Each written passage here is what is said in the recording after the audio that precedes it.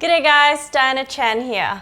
I have teamed up with Kaboodle Kitchen to create some of my favorite recipes which will hopefully inspire you guys to get cooking in your kitchen. We want you guys to have some fun in the kitchen and share your recipes via an Instagram recipe swap. So today I'm going to be showing you how to create a classic Chinese favorite that most of us will order at a restaurant called fish fragrant eggplant.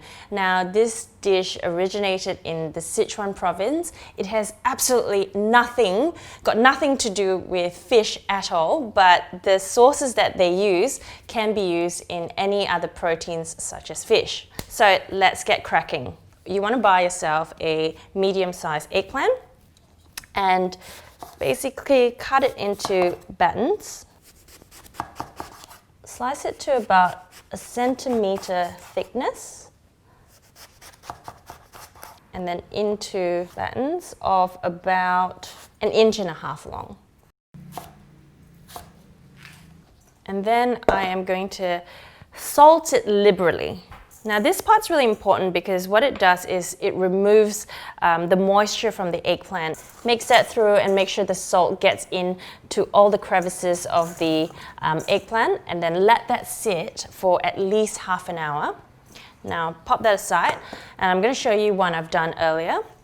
I'm going to pop it over and just show you how much liquid comes out of the eggplant. So now I'm going to just deep fry that in some hot oil for about 2 to 3 minutes, and then we'll come back and do the rest.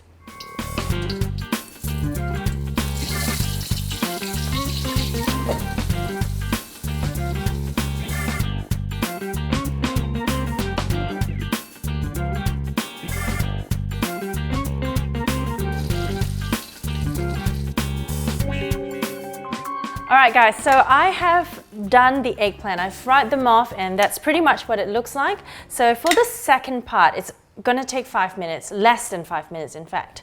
I have some minced garlic, so about 3 cloves, about 2 tablespoons of finely chopped ginger. This one here is soybean paste, so fermented soybean paste. You can get them at most Asian grocers. If you don't have it, that's okay. You can use something like a black bean paste even. That's absolutely fine. Some white sugar, about 1 tablespoon. Some black vinegar. If you don't have any black vinegar, white vinegar is absolutely fine, and some soy sauce. And over here I've got some potato starch, which got about a tablespoon in there, or half a tablespoon, and I've made it into a slurry. And what this does is it thickens the mixture at the end, and a few bits of dried chilies. It's completely optional if you want to put them in or not. Alright, so let's hit the wok and let's finish off this dish.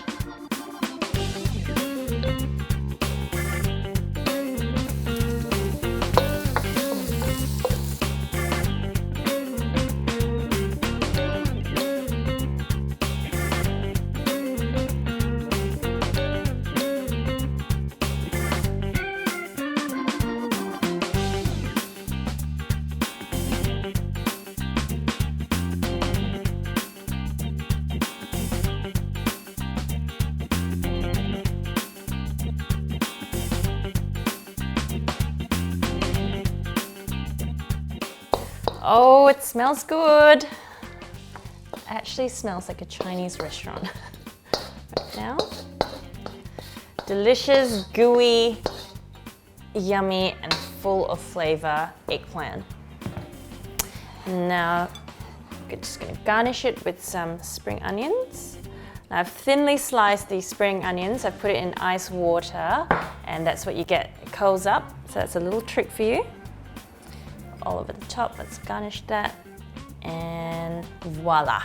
I think that is a winning dish, and I sincerely hope you try it at home, and don't forget to #in the kitchen with Kaboodle.